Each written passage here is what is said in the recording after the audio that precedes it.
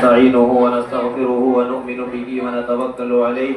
ونعوذ بالله من شرور أنفسنا ومن سيئات أعمالنا من يهده الله فلا مضل له ومن يضلل فلا هادي له ونشهد أن لا إله إلا الله وحده لا شريك له ونشهد أن سيدنا ومولانا محمدا عبده ورسوله أما بعد فأعوذ بالله من الشيطان الرجيم بسم الله الرحمن الرحيم لو أنزلنا هذا القرآن على جبل لرأيته خاشعا متصدعا من خشية الله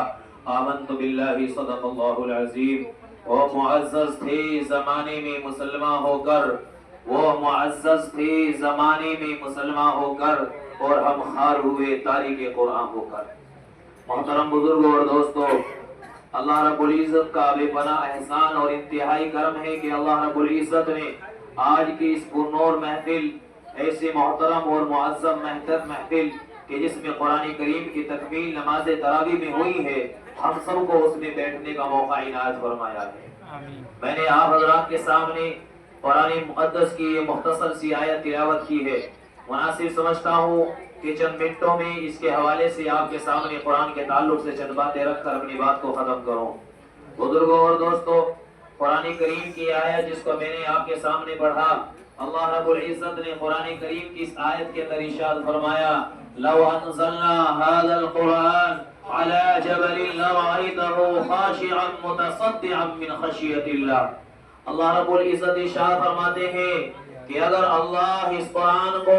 پہاڑوں پر نازل کر دیتے،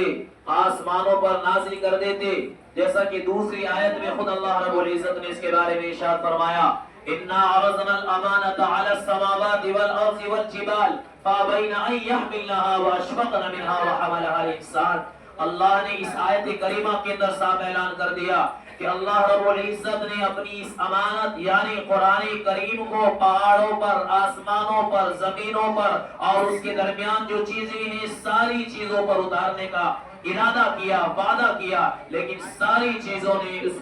اس کے بوجھ کو اٹھانے سے انکار کر دیا اور منع کر دیا. تو قرآن کریم کی آیت جس کو میں نے آپ کے سامنے پڑھا لو انزلنا هذا القرآن، کہ اگر اللہ اس قرآن کو نازل کرتے علی جبل لرأیته خاشعا متصدعا، کہ اگر اللہ اس کو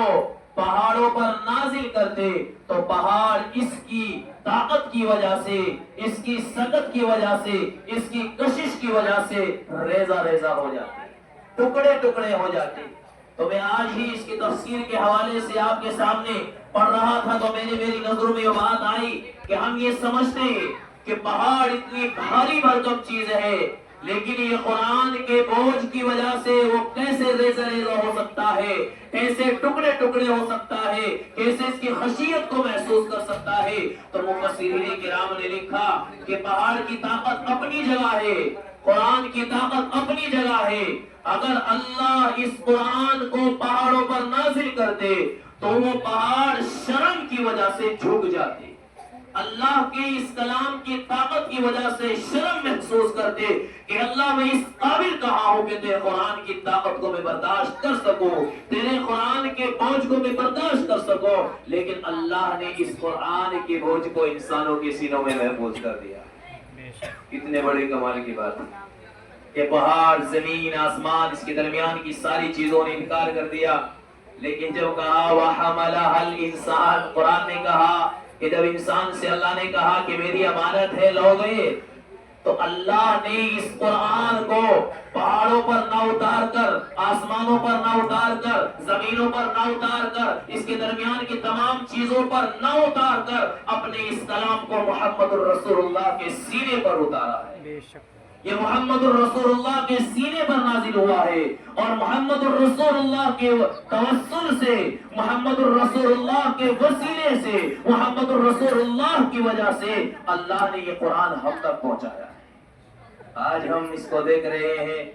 اس کو پڑھ رہے ہیں، اس کو سن رہے ہیں، اس کی تلاوت کر رہے ہیں، اس کی زیارت کر رہے ہیں اور اس سے محبت کر رہے ہیں، اس کے پڑھنے پڑھانے والوں سے محبت کر رہے ہیں. اور کیوں نہیں کرنی چاہیے؟ کرنی چاہیے، اس لیے کہ اللہ کے کلام کا جو معجزہ ہے،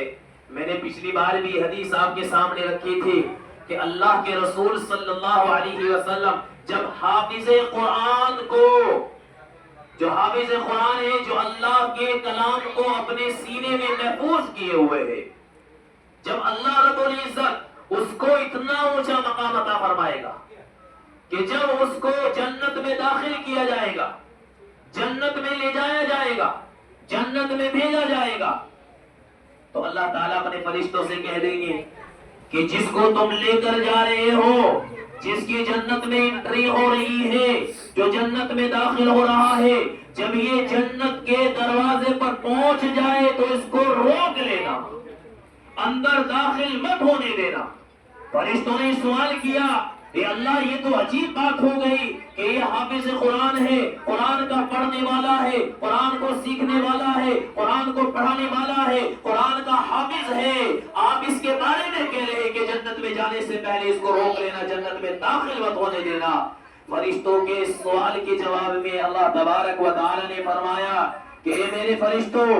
تم سے بھی افضل فرشتے جو جنت میں موجود ہیں، جن کی ذمہ داریاں جنت میں لگی ہوئی ہے، جن کی ڈیوٹیاں جنت میں لگی ہوئی ہے، جب یہ حافظ قرآن جنت کے دروازے پر جائے گا تو اللہ رب العزت جو جنت کے دربان ہیں، جنت کے نگہبان ہیں، جنت کے محافظ ہیں، جنت کے فرشتے ہیں، اللہ رب العزت فرمائیں گے کہ اے میرے فرشتوں، باہر نکل جاؤ، تم یہ دیکھو کہ جنت میں کون شخص آ رہا ہے۔ وہ آ رہا ہے کہ جس کے سینے میں میرا قرآن ہے، جس نے میرے قرآن کو حفظ کیا ہے، جس نے میرے قرآن کو محفوظ کیا ہے، جس نے میرے قرآن کو حفظ کر کے اپنے سینے میں محفوظ کر رکھا ہے۔ میرے فرشتوں چلے جاؤ، اس کے جنت میں قدم رکھنے سے پہلے یہ ہے کہ تم اس کو سلام پیش کرنا۔ وہ جنت کا فرشتہ جو جنت کا نگہبان ہے، جو جنت کا محافظ ہے، جو جنت کا دربان ہے، وہ فرشتہ اس حافظ قرآن کے استقبال میں آئے گا اور اس کو سلام اور مصافحہ کرے گا۔ اللہ نے کتنا بڑا اعزاز رکھا ہے کہ جنت میں جانے کے لیے بھی اللہ نے کہہ دیا کہ میں آسانی سے ایسے نہیں بھیجوں گا ایک حافظ قرآن کو کہ جس نے سینے میں قرآن محفوظ کر لیا، عالم دین بن گیا اور اس نے قرآن کو اپنے سینے میں محفوظ کر لیا۔ دنیا میں تو اس کا استقبال ہوگا ہی، جنت میں جاتے وقت بھی میں اس کا استقبال اپنے فرشتوں سے کراؤں گا، اور وہ فرشتے اس کو سلام پیش کریں گے، وہ فرشتے اس کو کہیں گے خوش آمدید، مرحبا، آج کی زبان میں ویلکم، اور وہ ویلکم کرتے ہوئے، اس کو خوش آمدید کہتے ہوئے، اس کو مرحبا کہتے ہوئے، اس کی زیارت کرتے ہوئے وہ فرشتے اس کو اٹھا کر جنت کے اندر لے جائیں گے۔ تو میرے بھائی اور بزرگوں، قرآن کا حفظ کرنا ہی کوئی معمولی چیز نہیں ہے، اللہ کا کلام ہے، اللہ کی کتاب ہے، اللہ کا فرمان ہے، ہمیں اس کا سچا عشق دل میں پیدا کرنا چاہیے، اس کی سچی محبت دل میں پیدا کرنی چاہیے۔ اور کیوں نہ ہو، کون سی دنیا کی ایسی کتاب ہے، کون سی ایسی زبان ہے، کون سی ایسی طاقت ہے قرآن کے علاوہ کہ جس کے پڑھنے والے کو اللہ ثواب مرحمت کر رہا ہے، پڑھنے والے کو بھی مرحمت کر رہا ہے، اس کے سننے والوں کو بھی مرحمت کر رہا ہے، اس کی زیارت کرنے والوں کو بھی ثواب اللہ عطا کر رہا ہے۔ بہت سارے لوگ ایسے بھی ہوتے کہ جو قرآن پڑھنا نہیں جانتے، قرآن پڑھ نہیں سکتے، قرآن پڑھ نہیں سکتے، تو اللہ رب العزت بھی اس کو بھی ثواب سے محروم نہیں کرتا ہے، بلکہ اللہ رب العزت اس کو بھی ثواب عطا فرماتا ہے۔ اگر وہ اس کی زیارت کر رہا ہے، اس کو دیکھ رہا ہے، محبت کی نظر سے دیکھ رہا ہے، محبت کی نگاہ سے دیکھ رہا ہے، اس پر پڑھنا نہیں آتا، قرآن کھولتا ہے، ہر زبان پر، ہر الفاظ پر، ہر آیت پر وہ بسم اللہ الرحمن الرحیم پڑھتا جا رہا ہے، قرآن کے اوراق پلٹتا ہوا جا رہا ہے، اللہ اس بات پر بھی اس کو ثواب سے محروم نہیں کرتا ہے، بلکہ اس پر بھی اس کو وہی ثواب عطا کرتا ہے جو اللہ قرآن کے پڑھنے اور سننے والے پر عطا کرتا ہے۔ اس لیے میرے بھائیوں، یہ رمضان چل رہا ہے، اب ختم ہو جائے گا، 2 عشرے مکمل ہو گئے، تیسرا عشرہ سے شروع ہو گیا، یہ جہنم سے خلاصی اور جہنم سے آزادی کا عشرہ ہے، رحمت کا عشرہ گیا، مغفرت کا عشرہ گیا، آج تیسرا عشرہ شروع ہوا جہنم سے آزادی کا۔ ہمیں اس عشرے کا بھی احترام کرنا چاہیے، اور جہاں ہم اس کو رمضان کا مہینہ شمار کرتے ہیں وہی ہمیں اس مہینے کو قرآن کا مہینہ بھی شمار کرنا چاہیے، اس لیے کہ اللہ رب العزت نے قرآن کریم کو اسی مہینے کے اندر نازل کیا۔ آیت کریمہ ہے شہر رمضان الذی انزل فیہ القرآن ھدی للناس وبینات من الھدی والفرقان،